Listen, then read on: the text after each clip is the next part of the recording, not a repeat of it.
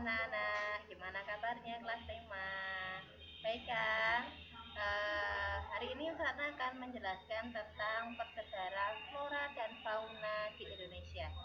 Masih sama, masih di tema 1, masih di KD1 ya, 3.1 ya, lanjutan dari pertemuan kemarin tentang letak geografis Indonesia. Ini masih lanjutannya. Oke, persebaran flora dan fauna di Indonesia. Flora dan fauna berarti tumbuhan dan hewan yang ada di Indonesia.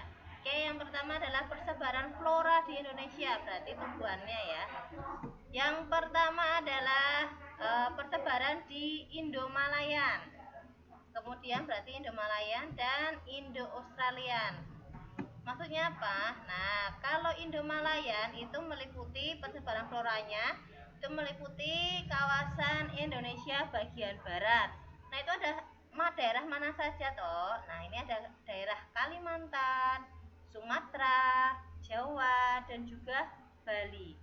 Tapi kalau yang Indo-Australian itu meliputi Indonesia bagian timur.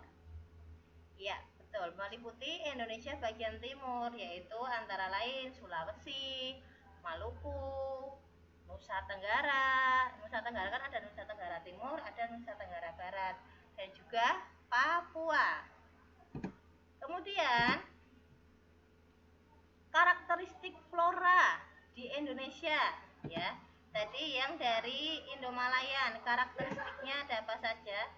Jadi Indo-Australian. Nah, ini karakteristik yang pertama Indo-Malayan. Jenis meranti-rantian sangat banyak, berarti tumbuhan meranti-rantiannya sangat banyak. Terdapat berbagai jenis rotan. Tidak ada kayu putih ya, hutan kayu putih. Nah, jenis tumbuhan matoa jumlahnya juga sedikit. Jenis anggrek sedikit. Terdapat berbagai jenis nangka. Tidak ada banyak tumbuhan. Kemudian yang Indo-Australian, jenis meranti-rantinya hanya sedikit. Tidak terdapat berbagai jenis rotan. Terdapat hutan kayu putih. Juga terdapat tumbuhan matoa, jenis anggrek banyak di sana. Nah, tapi tidak ada jenis nangka. Banyak terdapat tumbuhan sagu. Nah, ini contohnya di sini. Contoh flora Indo-Malayan ya, contohnya. Pohon rotan. Nah, ini gambar rotannya. Tereng. Kemudian pohon meranti-ranti. Meranti ya. Meranti loh, bukan menanti. Nah, ini contoh tumbuhan pohonnya. Kemudian contoh yang lainnya adalah pohon nangka. Nah, berbuah lebat. Nah, ini ya. Kemudian yang Indo-Australian, contohnya untuk floranya. Pohon kayu putih. Nah, pohon kayu putih itu contohnya seperti ini. Nah, ini contoh pohon kayu putihnya ya. Di sana di Indo-Australian sangat banyak di kawasan timur. Kemudian pohon matoa. Di rumah kalian ada yang masih punya matoa? Nah, di sini. Nah, ini matoa itu juga banyak loh sebenarnya di Indonesia. Pohon sagu. Nah, di sini tereng. Ini adalah pohon sagu. Kemudian lanjut kita ke fauna di Indonesia. Fauna berarti hewan ya. Fauna. Nah, kalau fauna di Indonesia itu dibagi menjadi 3 tipe. Yang pertama adalah tipe asiatis atau tipe bagian barat, kemudian tipe peralihan atau tipe bagian tengah, dan tipe Australia. Australia atau bagian timur. Kemudian contohnya. Nah, ini ya. Kalau yang tipe asiatis ini mencakup wilayah Jawa, Sumatera, Bali, dan Kalimantan. Contohnya, ini Frana nggak usah tak kasih gambar hewannya ya, nanti nggak kaget. Ya, contohnya itu ada gajah, badak berjula 1, banteng bisa, macan tapir. Ini adalah contoh-contoh yang mamalia. Nah, kalau yang contoh yang reptil itu ada ular, Ada kata, ada tokek, ada buaya, biawak, sampai terenggiling. Nah, untuk yang aves, yang burung, itu bisa burung hantu, burung elang, sampai kutilang.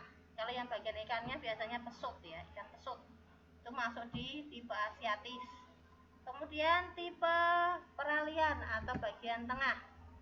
Ini mencakup wilayah apa saja? Nah, ini bisa mencakup wilayah Sulawesi Timur, Maluku, Sulawesi Timur, dan Nusa Tenggara. Nah, contohnya ini bisa babi rusa, anoa, monyet, kemudian beruang.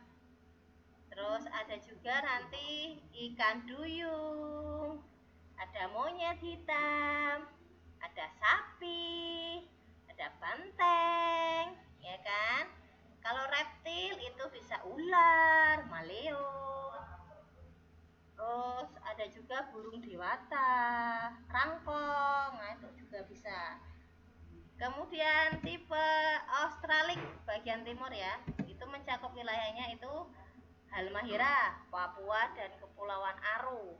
Nah ini ada beruang, ada kanguru, ada kuskus, kemudian apa itu namanya kelelawar ya, pemanjat berkantung bisa, cendrawasih. Nah tapi kalau di tipe Australik ini ya, jenis ikan tawarnya itu relatif sedikit ya, jadi tidak sama dengan yang bagian peralihan maupun yang bagian asiatis ya, beda. Nah, kalau fauna bagian barat dan tengah itu dipisahkan oleh garis Wallace. Kemudian kalau fauna bagian timur dan tengah itu dipisahkan oleh garis Weber. Apa toh garis Wallace dan garis Weber? Nah ini loh, garis Wallace. Itu garis yang memisahkan wilayah geografis hewan Asia dengan Australia. Kemudian kalau garis Weber itu garis yang memisahkan wilayah geografis hewan dan Australia. Oke, lanjut. Dampak akibat letak geografis Indonesia. Dampaknya ya, oke. Ada dampak positif, berarti kalau positif itu berarti yang baik ya, dan juga ada dampak negatif. Berarti kalau negatif yang kurang baik, bukan berarti terus jelek semua, tidak. Contoh yang positif dampaknya. Nah, komunikasi lebih mudah. Kemudian Indonesia menjadi jalur transportasi negara-negara lain, jadi bisa langsung transportasinya enak. Berkembangnya produksi dalam negeri, kemudian menambah devisa negara. Devisa itu apa? Tahu, pendapatan negara. Kemudian yang negatifnya, yang kurang baik, nah ini terjadinya pembaruan atau peleburan nilai-nilai. Jadi nilai-nilai tenggang rasa kita sudah mulai agak lebur. Kemudian munculnya perkampungan-perkampungan etnis. Kemudian terjadi perilaku atau perubahan perilaku. Nah, banyaknya barang impor yang masuk ke dalam negeri ya. Impor berarti kan dari luar negeri ke dalam negeri. Ini dampak negatifnya. Nah, di sini berarti berdasarkan letak geografis Indonesia, ada beberapa mata pencaharian atau pekerjaan di berbagai daerah. Contohnya misalkan di daerah dataran tinggi. Nah, dataran tinggi ada dataran rendah dan juga daerah pantai. Contoh kalau yang di dataran tinggi. Kalau dataran tinggi itu mata pencahariannya atau pekerjaannya itu bisa petani, peternak, dagang, atau pekerja perkebunan. Biasanya kan kalau dataran tinggi biasanya apa itu namanya, perkebunan kopi kayak gitu ya. Kemudian untuk yang dataran rendah, nah kita ini termasuk di dataran rendah loh, ya. Di Klaten kita ini masih termasuk dataran rendah. Nah dataran rendah ini contohnya petani, pedagang, buruh, bisa pegawai kantoran. Nah ini termasuk dataran rendah. Kemudian daerah pantai. Nah yang suka ke pantai, yang suka main-main ke pantai nih pasti kalian menemukan beberapa pekerjaan di situ, yaitu ada nelayan, tahu ya nelayan, kemudian petani tambak, pedagang. Pedagang kok ada ya, karena pedagang ikan bisa, kemudian petani garam, dan juga pengrajin. Maksudnya perajin itu apa? Biasanya kan kalau di sekitar pantai kita menemukan ada beberapa orang yang jualan hiasan ya, nah itu termasuk perajin. Nah ini contohnya yang dari dataran tinggi, dataran rendah, dan juga ini adalah contoh di daerah pantainya. Itu ya materi kita hari ini. Jangan lupa tugas kalian adalah silakan kerjakan LKS Yudhistira yang tema 1A halaman 57 yang B nomor 1 sampai nomor 3. Silakan dikerjakan di LKS Yudhistiranya saja ya. Kemudian difotokan ke Ustadzna. Tidak usah ya. Tidak usah dikumpulkan di hari Sabtunya. Itu ya, dikerjakan di buku LKS-nya saja. Oke. Wassalamualaikum warahmatullahi wabarakatuh.